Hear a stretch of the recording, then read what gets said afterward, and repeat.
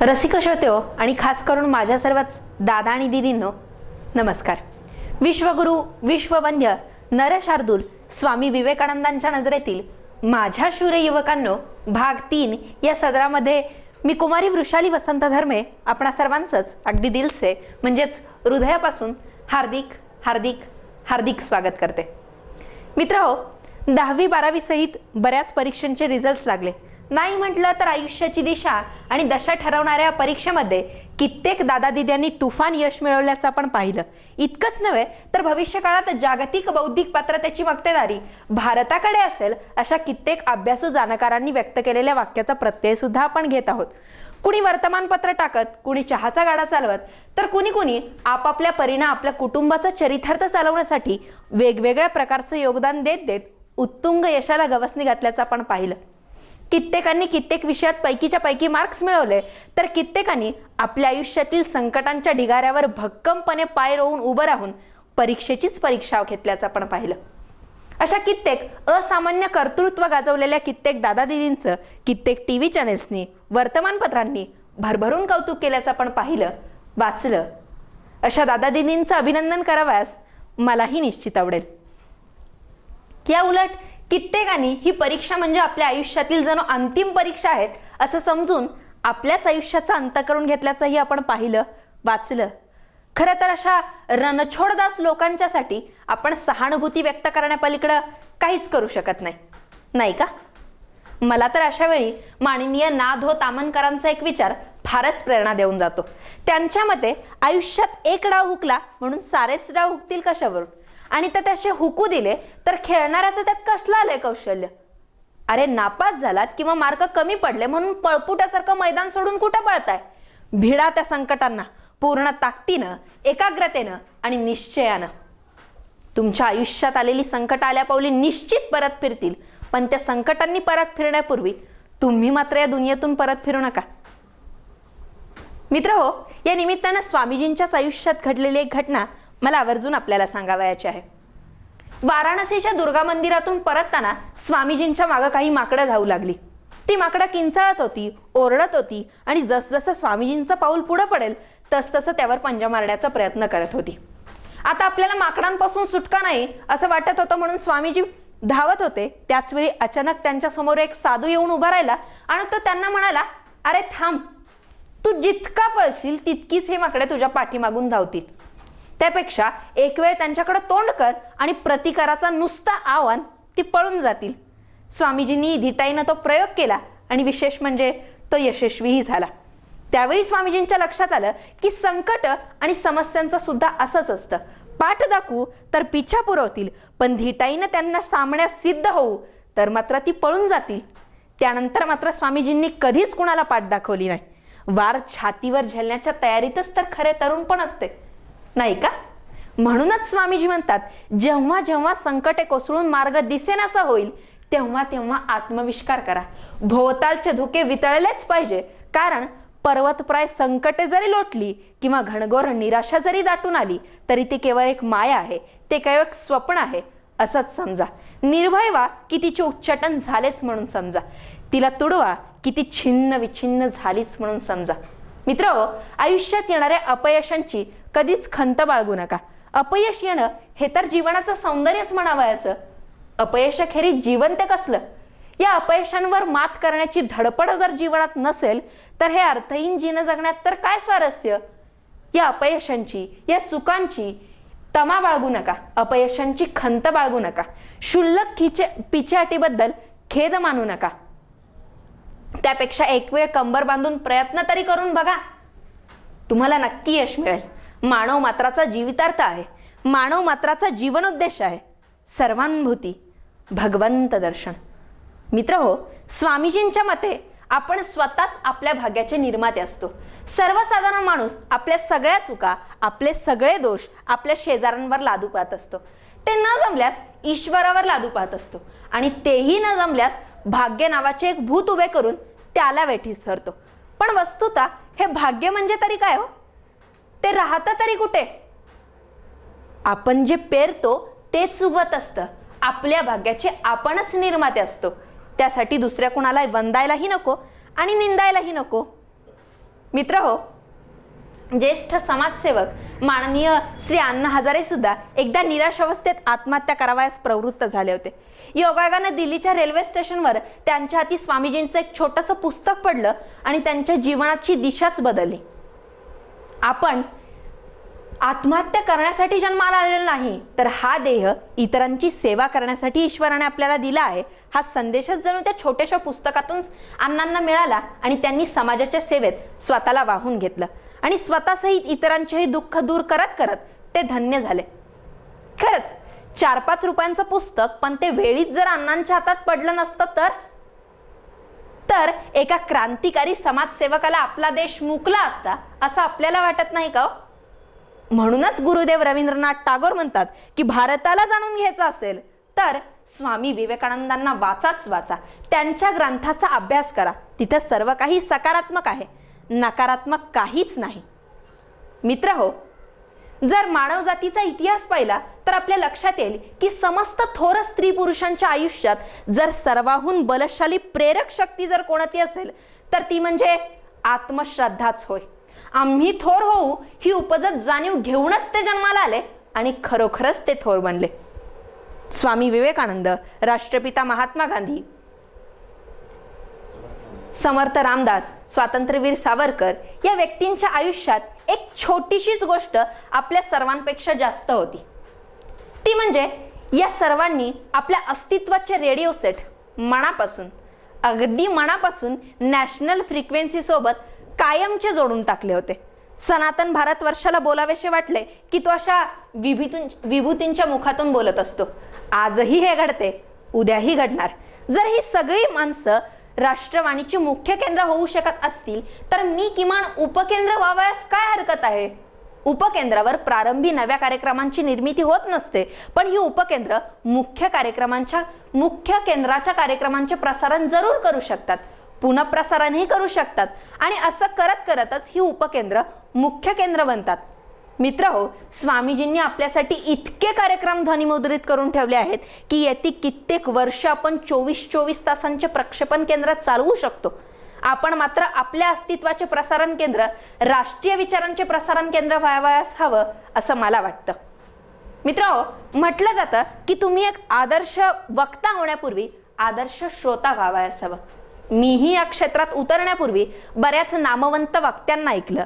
वक्तृत्वाच्या परिपूर्ण अभ्यासासाठी त्याचं वर्कशॉप घेणाऱ्या कित्येक व्यावसायिकांना पाहिलं. त्यावेळी माझ्या लक्षात आलं की स्वामी विवेकानंदांना वगळून असे कार्यक्रम होऊच शकत नाहीत, किंवा स्वामीजींचा एका दुसरा विचार आपल्या भाषणात घेतल्याशिवाय नामवंत वक्त्यांचं भाषण पूर्ण होऊच शकत नाही.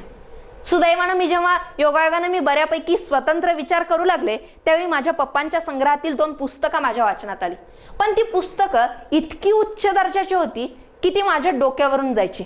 त्यावेळी माझ्या लक्षात आलं की स्वामी विवेकानंदांचे विचार सर्वसामान्य माणसाच्या किंवा अडाणी माणसाच्या कुवतीच्या बाहेरचे आहेत. अगदीच अस्सल साहित्यिक भाषेत सांगायचं झालं तर स्वामी विवेकानंदांचे विचार म्हणजे अस्सल वाघिणीचं दूध आहेत की जे पचायलाही तितकेच जड आहेत. पण ज्यावेळी मी एकाच वेळी 10-12 पुस्तकं खरेदी केली, त्यातली निम्मी अर्धी वाचली, त्यावेळी माझ्या लक्षात आलं की स्वामीजींच्या विचारात जर आपल्याकडील विचारांचं थोडंफार पाणी जर मिसळलं तर हे विचार सुद्धा सर्वसामान्य माणसाला पचतील, रुचतील. आणि म्हणूनच दादा आणि दीदींनो, मी आज आपल्या समोर उभी आहे. अर्थात स्वामीजींचे विचार आपल्या समोर मांडताना मला माझ्या आईचं दूध आठवतं हे मात्र नक्की. अर्थात या कामाला सुरुवात करण्यापूर्वी स्वामीजींच्याच एका विचारानं मला प्रवृत्त केलं. तो विचार होता की मृत्यू येईपर्यंत काम करत राहा. मी तुमच्या सोबतच आहे आणि जेव्हा मी तुमच्या सोबत नसेल तेव्हा माझा आत्मा तुमच्या सोबत कार्य करेल. आयुष्य येतं आणि जातं. संपत्ती, कीर्ती, इंद्रिय सुख ही थोड्या काळासाठीच असतात. त्यामुळे आयुष्यात कष्ट करण्याची तयारी तुम्ही ठेवा. मित्रहो, स्वामीजींनी म्हटल्याप्रमाणे त्यांचा आत्मा आणि आशीर्वाद आपल्यासोबत आहेच. म्हणूनच मित्र, उठा, कामाला लागा आणि तुम्हाला दुर्बल करणाऱ्या प्रत्येक गोष्टीचा त्याग करा. स्वामीजींच्या आवाहनाला प्रतिसाद द्या. तुम्हाला यश नक्की मिळणार याची खात्री मला आहे. मित्रहो, स्वतःला कधी कमी लेखू नका किंवा माझ्या एकट्याने केल्याने काय फरक पडतोय असा संकुचित सवाल देखील स्वतःला करत बसू नका. कारण थेंबानं कधी स्वतःला विचारायचं नसतं की माझा सागराशी काय संबंध, किंवा ठिणगीने कधी स्वतःला विचारायचं नसतं की माझा वणव्याशी काय संबंध. एकेका थेंबानेच तर महासागर बनतो, एकेका ठिणगीनेच तर वणवा पेटू शकतो. लक्षात ठेवा, गवताची काडी जर रस्त्यात पडली असेल तर तिचा जास्तीत जास्त पर्याप्त वापर एखादी व्यक्ती स्वतःचे दात किंवा कान साफ करण्यासाठी करू शकेल. त्याच काड्या जर शेकडो हजारोच्या पटीत पडल्या असतील तर त्या एखाद्या जनावराचं खाद्य बनतील. पण त्याच काड्या एखाद्या कर्तबगार व्यक्तीनं एखादे गुंफून त्याचा जर दोर वळला तर मात्र त्याच दोरानं एखाद्या पिसाळलेल्या हत्तीला सुद्धा जेरबंद करता येऊ शकतं. आणि मला वाटतं आपल्याला देखील इथून पुढं तेच करावयाचं आहे. विविध क्षेत्रात थैमान घातलेल्या जर पांढऱ्या पिसाळलेल्या हत्तींना जर जेरबंद करावयाचं असेल तर डॉक्टर बाबासाहेब आंबेडकर म्हणतात त्याप्रमाणे शिका, संघटित व्हा आणि जिथं जिथं आपल्यावर अन्याय होतोय तिथं तिथं त्याला प्रतिकार करा. मित्रहो, आता थोडं विनंती वजा विषयांतर. माझ्या या सगळ्या कार्यात सिंहाचा वाटा असणाऱ्या माझ्या पप्पांचं शिक्षण M.Com प्रथम वर्षापर्यंत. त्यांच्या दुर्दैवानं म्हणा किंवा माझ्या सुदैवानं म्हणा, नोकरीत त्यांचं मन न रमल्यानं त्यांनी 3-4 नोकऱ्या सोडल्या. आम्हा मुलांची करिअर वडिलोपार्जित शेतीबरोबरच ते कोल्हापूर, सांगली, सातारा या जिल्ह्यातील अंगणवाडी सेविका मदतनीसांच्या साड्या, गणवेश म्हणजेच युनिफॉर्म देण्याचं काम आणि ते सुरुवातीवरून बनवून त्या जिल्ह्यात देण्याचं काम करतात. वर्षातून किमान 3-4 ऑर्डर्सचं काम तरी ते अगदी विना तक्रार पूर्ण करतात. अर्थात या अंगणवाडी सेविका मदतनीस माताभगिनींच्या मुळेच आज मी आपल्यासमोर इथं उभी आहे हे मला इथं विनम्रपणे नमूद करावं असं वाटतं. कारण जिथं जिथं मी व्याख्यानाच्या माध्यमातून यांच्यासाठी विचार मांडले तिथं तिथं यांनी माझ्यावरती भरभरून प्रेम केलं आणि कुणाला तरी साड्यांची ऑर्डर देण्यापेक्षा ती माझ्या पप्पांना दिली. मला वाटतं माझं शिक्षण पूर्ण होईपर्यंत तरी त्यांचं माझ्यावरील प्रेम असंच अखंडित राहावं. या निमित्तानं माझे हे विचार आपल्यापैकी काही माताभगिनींपर्यंत पोहोचले तर आपल्याला विनंती करावीशी वाटते की आपल्या तालुकास्तरीय मीटिंगमध्ये माता भगिनींनो चला जग जिंकूया या 1.5 तासाच्या प्रेरणात्मक व्याख्यानाच्या माध्यमातून मी आपल्यापर्यंत पोहोचू इच्छिते. त्यासाठी मला अवश्य आपण संधी उपलब्ध करून द्यावी ही विनंती. त्यासाठी मला 9604 756 456 या नंबरवरती कृपया कॉल करण्यात यावा ही विनंती. खरं तर गेल्या 8-10 वर्षात आपण माझ्या कुटुंबासाठी जो काही आधार दिलात त्याबद्दल मी आणि माझा परिवार आपले हृदयापासून अगदी शतशः आभारी आहोत. आज स्वामीजींचे युवकांसाठीचे हे विचार मी आपणा सर्व माता भगिनींना समर्पित करत असून जर भविष्य काळात हे विचार युवकांनी आपल्या अंगीभूत करून घेतले तर हे योगदान किंवा हे श्रेय माझं नसून आपणा सर्व माता भगिनींचं असेल हे इथं मला विनम्रपणे नमूद करावं असं वाटतं. खरं तर स्वामीजींच्या या विचारांमध्ये माझे हे वैयक्तिक विचार मांडणं मला तितकंसं योग्य वाटत नव्हतं. पण ज्यांच्या हाताच्या बोटाला धरून मी लहानाची मोठी झाली आहे त्यांच्याबद्दल कृतज्ञता व्यक्त करणं याला विषयांतर म्हणावं असं मला तरी वाटत नाही आणि म्हणूनच मी हे धाडस केलं. त्याबद्दल क्षमस्व. दादा आणि दिद्यांनो, आपण परत येत आहोत मूळ विषयाकडे. मित्रहो, सुरुवातीला पप्पांना शेतीविषयी फारसं ज्ञान नव्हतं. त्यामुळं ऊस पिकाच्या भरणीवेळी पप्पांनी बांधावरील हराटीचा बंदोबस्त व्हावा म्हणून रोटरवाल्याला रोटर पूर्ण बांधाच्या कडेपासून मारण्यास सांगितला. सुरुवातीला त्यांनी तसं करण्यास नकार दिला, पण पप्पांच्या आग्रहास्तव त्यांनी देखील आपलं काम इमाने इतबारे पूर्ण केलं. पण रोटर मारत असताना रोटरच्या पात्यात प्रत्येक वेळी हराटीच्या काही काड्या अडकत होत्या आणि त्या पूर्ण शेतभर पसरल्या होत्या की ज्या सहजासहजी डोळ्यांना दिसतही नव्हत्या. भरणीवेळी रासायनिक लागवड अगदी छान पद्धतीने पडली होती आणि सुदैवानं आमच्याकडे पाण्याचीही कमतरता नाही. तेव्हा 8-15 दिवसातून शेतीला भरपूर पाणीही पाजलं जातं. पप्पांच्या मणक्यातील अतिरिक्त गॅपमुळं काही कारणामुळं त्यांना शेतात थोडे दिवस जाता आलं नाही. पण एका रविवारच्या सुट्टी दिवशी मी आणि पप्पा दोघेजण शेतात गेलो आणि काही दिवसांनी पाहतो तर काय आश्चर्य, आमच्या ऊसाबरोबरच हराटीनं आमचं पूर्ण शेत हिरवंगार होऊन नटलेलं होतं. चित्र डोळ्यांना सुखवणारं होतं पण पप्पांच्या खिशाला मात्र दुखवणारं होतं. तेव्हा पप्पांना हसावं की रडावं हेच समजत नव्हतं. मित्रहो, उदाहरणाच्या सारांश रूपाने फक्त इतकंच सांगावयाचं आहे की हराटीच्या काडीनं जसं आपल्या भोवतालचा परिसर वेढून घेतला होता, तसंच अगदी तसंच आपण प्रत्येकानं प्रज्ञावंत होऊन जगाच्या कानाकोपऱ्यात जाऊन स्वतःचं स्वतंत्र अस्तित्व निर्माण करा आणि या साऱ्या जगाला दाखवून द्या की आम्ही भारतीय साऱ्या जगात लई भारी आहोत. मित्रहो, या निमित्तानं शुभेच्छा देताना फक्त इतकंच म्हणावंसं वाटतं की ज्ञानानं, मानानं आणि मनानं इतके मोठे व्हा की भाग्यवान या शब्दाचा अर्थ तुम्हाला पाहून लोकांना समजेल.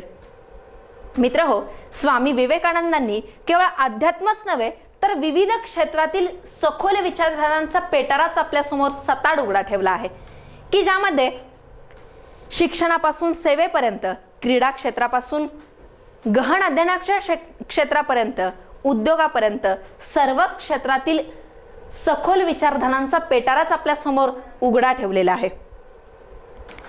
ते सर्व ज्ञान आपल्यासाठी फारच मोलाचं आहे आणि हे सगळं ज्ञान स्वामीजींनी 150 वर्षापासून आपल्यासाठी उपलब्ध करून ठेवलेलं आहे.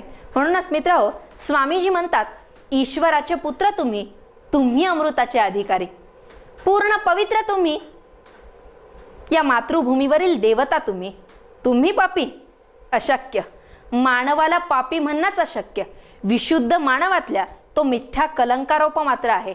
बंधूंनो, तुम्ही सिंह स्वरूप असूनही स्वतःला मेषतुल्य का समजता? उठा मृगराजांनो, उठा आणि आपण मेंढरे आहोत हा वृताभ्रम मनातून काढून टाका. तुम्ही जरा मरण रहित मुक्त आणि नित्यानंद स्वरूप आत्मा आहात. तुम्ही जड नाही, तुम्ही देह नाही, जड तुमचा दास आहे, तुम्ही जडाचे दास नाही. मित्रहो, समाजाचं निरीक्षण केलं असता आपल्या एक गोष्ट लक्षात येईल की माणसाचा भविष्यकाळ हा तळ हातांवरील रेषांच्या वाटावळणावरती किंवा ग्रहांच्या स्थानावरती थोडेच अवलंबून असतं. तो तर सर्वस्वी अवलंबून असतो माणूस स्वतःचा कसा ग्रह करून घेतो यावरती. संपूर्ण जगात हेच आपल्याला दिसून येतं. जर तुम्ही कष्ट कराल तर परिस्थिती सुद्धा मान झुकवून आपल्या कार्यास अनुकूल होते. मित्रहो, केवढे भाग्य आपले की अशा विचारी, प्रबळ, ऐश्वर्यवान पित्याच्या कुळात आपला जन्म झाला आहे. कोण आहोत आपण? दीन, दुर्बल, पापी? उत्तर हवं तर उघडा पेटारा आणि घ्या स्वतःचं दर्शन. मित्रहो, स्वामीजींचा प्रत्येक विचार हा विचारवंतांना झोपेतून खडबडून जागा करणार आहे. स्वामीजींचा एखादा विचार जर लक्षात येत नसेल तर तो पुन्हा वाचा. जोपर्यंत लक्षात येत नाही तोपर्यंत वाचा. ज्यावेळी पूर्ण लक्षात येईल त्यावेळी प्रत्येक विचारात लपलेला जगण्याचा व्यापक अर्थ आपल्या लक्षात येईल. मित्रहो, स्वामीजी म्हणतात की जसा तुम्ही विचार कराल तसेच तुम्ही व्हाल. जर तुम्ही स्वतःला दुर्बल मानाल तर तुम्ही दुर्बलच व्हाल, तेजस्वी मानाल तर तेजस्वीच व्हाल, स्वतःला विशुद्ध गणाल तर विशुद्धच व्हाल. पण सर्व शक्ती, सारी स्वाधीनता, सगळी शक्ती माझ्या आत, माझ्या ठाईच दडलेली आहे. मग मी ती का प्रकट करू शकत नाही? कारण का तर माझा या साऱ्यांवरती विश्वास नाही. जर माझा या साऱ्यावरती विश्वास बसेल तर हे सारे माझ्या आयुष्यात नक्की प्रकट होईल. नव्हे, झालेच पाहिजे असा स्वामीजींचा विश्वास आहे. मित्रहो, आपल्याच मराठी भाषेतील सैराट नामक सिनेमानं नुकताच 100 कोटीचा टप्पा पार केल्याचं आपल्यालाही माहीत असेलच. खरं तर या सिनेमाची चोरटी पायरसी होऊन सुद्धा आजवरचे प्रादेशिक भाषेतले सगळे रेकॉर्ड्स या सिनेमानं मोडीत काढलेले आहेत. या सिनेमातील मुख्य पात्र आर्ची आणि परशा दोघेही यापूर्वी कधीही कॅमेऱ्याच्या समोर किंवा पडद्यासमोर आले नव्हते. या सिनेमात कुठल्याही प्रकारचं तोकड्या कपड्यातील अंगप्रदर्शन नाही. त्याचबरोबर या सिनेमातला हिरो एकटाच 5-25 लोकांना गारद करणारा दाखवलेला नाही. इतकंच नव्हे तर या सिनेमात कुठल्याही प्रकारचे भव्य आणि दिव्य सेट्स, प्रचंड सजवलेल्या राजमहल किंवा भन्नाट वेगानं गाड्या असं काहीही नसताना या सिनेमानं अगदी 3 तास आपल्याला थिएटरमध्ये अक्षरशः खिळवून ठेवलं. कसा घडला हा चमत्कार? तर मला वाटतं नागराज मंजुळेंनी सर्वांचीच पूर्ण 100% एनर्जी वापरून प्रत्येकाला स्वतःवरती विश्वास ठेवायला लावला आणि प्रत्येकानंच आपापलं काम चोखपणे पार पाडलं. निष्कर्ष काय तर सैराट नावाप्रमाणेच अगदी भन्नाट चालला. मित्रहो, मला तरी वाटतं की आपल्याही प्रत्येकाच्या आयुष्यात हेच घडावयास हवं. आपलंही प्रत्येकाचं आयुष्य सैराट आणि भन्नाट व्हावायचं असेल तर इतके कष्ट तुम्हा आम्हा प्रत्येकाला करायलाच हवेत. म्हणूनच मित्रहो, स्वामीजी म्हणतात, प्रत्येकजण आपापल्या शक्तीनुसार जोपर्यंत पूर्ण कसून प्रयत्न करत नाही तोपर्यंत काही होणे शक्य आहे काय? उद्यमी आणि साहसी मनुष्यालाच लक्ष्मी प्राप्त होते. आपल्याला गरज आहे ती अमर्याद धैर्याची, निस्सीम धीराची, उदंड उत्साहाची. हे सर्व जर असेल तरच महत्कार्य सिद्धीस जातील. आपण सर्वच जण महान कार्य करण्यासाठीच जन्माला आले आहोत हे लक्षात ठेवा. कुत्र्याच्या भुंकण्यानं घाबरू नका किंवा आकाशातून वज्रपात जरी झाला तरी भिवू नका. उठा उठा, कामाला लागा. मित्रहो, तुम्ही तुमच्या नियोजित कामाला लागा. मी माझ्या शूर युवकांनो भाग 4च्या कामाला लागते. तोपर्यंत पुन्हा भेटू पुढील भागात. तोपर्यंत goodbye, take care, see you again.